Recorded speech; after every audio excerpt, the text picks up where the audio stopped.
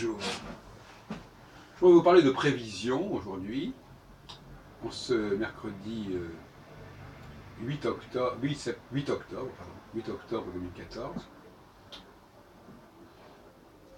Prévision, alors j'ai sur ce sujet quelques réflexions, effectivement. J'ai l'habitude de dire qu'il n'y a rien de nouveau sous le soleil.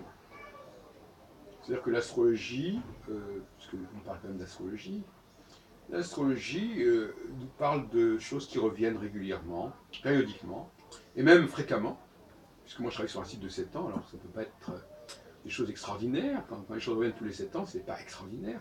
Et donc on n'est pas dans l'astrologie de l'extraordinaire, contrairement à beaucoup d'astrologues qui voient des configurations extraordinaires, qui n'ont jamais eu lieu, ou qui ont eu lieu tous les 100 ans ou 500 ans, etc. Je ne parle même pas de l'ère du Verseau, où on nous annonce des changements radicaux qui vont durer 2000 ans. Je ne parle pas des conjonctions Jupiter-Saturne qui étaient très en vogue au Moyen-Âge et qui correspondaient à des cycles globalement de 200 ans ou 250 ans, selon les calculs astronomiques qui étaient assez variables à l'époque et qui ont fait l'objet d'ailleurs d'une polémique entre Jean Bodin et Auger Ferrier à la fin du XVIe siècle. Et cela dit, on me dira, oui d'accord, vous dites ça, mais vous avez des travaux où vous dites qu'on a une période de décadence, qu'il faut changer de civilisation. Alors comment tout ça est compatible avec l'astrologie? Vous avez une astrologie justement du court terme, de la récurrence. Tout d'un coup, vous nous parlez par ailleurs, parallèlement, d'une nouvelle ère du XXIe siècle, etc. Comment tout ça ça colle comment est-ce que ça peut coller ensemble? Vous avez raison de souligner ça. Enfin, je fais un dialogue, de toute façon moi je suis toujours dans une sorte de dialogue, même quand je parle tout seul, je dialogue avec les autres quelque part, avec ce qu'ils disent, ou avec moi-même.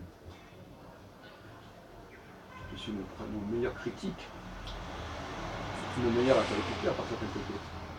Et donc, oui, je crois que là on n'est plus dans l'astrologie, hein, quand je dis ça. Oui, d'accord, mais c'est pas vrai, vous dites qu'on n'est plus l'astrologie, mais on dit que l'astrologie, elle est quand même importante et qu'elle rend compte des phénomènes sociaux. Alors, est-ce qu'il y a des phénomènes sociaux qui sont d'un autre ordre que ceux de l'astrologie? Déjà, avec le cycle de 7 ans, vous n'êtes plus déjà dans le cycle de 1 an, parce que là, j'ai interviewé tout à l'heure, l'autre jour, au Salon Zen, des gens, dans le bien-être, etc. Eux, ils sont tout au plus dans le schéma annuel. Ils en parlent de plus en plus d'ailleurs, mais c'est quand même le schéma annuel. L'automne, etc. Bon. Au-delà d'un an, il n'y a plus de structure commune, il n'y a plus de consensus cyclique quel qu'il soit, chez ces gens-là. À mon avis, c'est la grande lacune, et même au niveau des conférences, je ne crois pas qu'on en parle spécialement bien, la grande lacune de toute cette galaxie, cette constellation du bien-être, c'est qu'ils s'en sont réduits à des questions d'âge et de saison. Alors, bon, c'est très très basique, mais c'est très insuffisant, et on voit bien que là, l'astrologie a une place à prendre, qu'elle ne prend pas. Alors, revenons à cette question. Je ne crois pas en effet qu'il y ait des changements fondamentaux. Je crois que c'est au niveau de la conscience. La conscience, elle, peut évoluer, ou plus exactement, on peut prendre conscience de ce qui a été, de ce dont on a perdu conscience.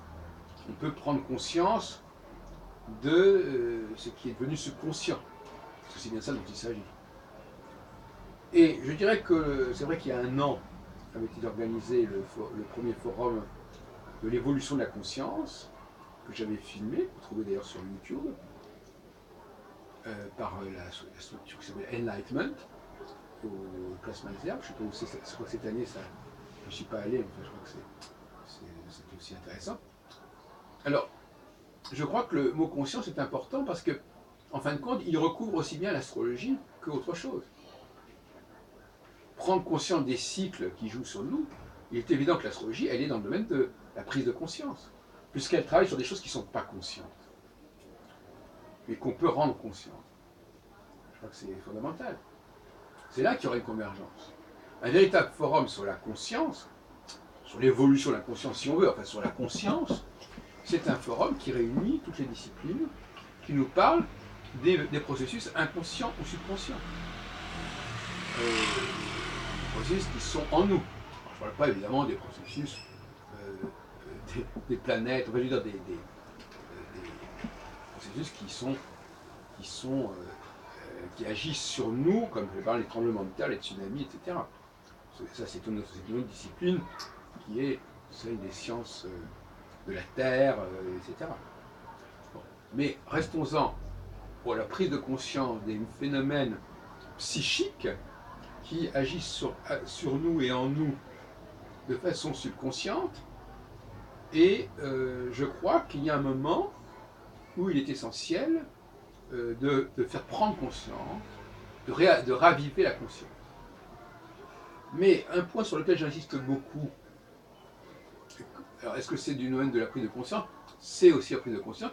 Prendre conscience, par exemple, que les hommes ne sont pas la même chose que les femmes. Prendre conscience que la création vivante, improvisée, c'est pas la même chose que le fait de lire une partition. Donc tout ça, c'est aussi de l'ordre de la prise de conscience. La sagesse est certainement liée à la prise de conscience. Donc la philosophie, qui est l'amour de la sagesse, c'est aussi la recherche de la prise de conscience, de la conscience. Nous vivons sur des... Alors, ce que je voudrais aussi signaler quand même, c'est que ce qui est inconscient, ça correspond à une perte de conscience. Il s'agit de reprendre conscience de phénomènes qui ont fini par devenir subconscients et donc à fonctionner sans qu'on s'en aperçoive. Même les recherches sur les chakras, par exemple, c'est aussi une façon d'activer la conscience d'un certain nombre de processus qui sont en nous de toute façon. Nous ne sommes pas hyper conscients de notre fonctionnement organique, par exemple, notre fonctionnement cérébral, mais il joue de façon évidente.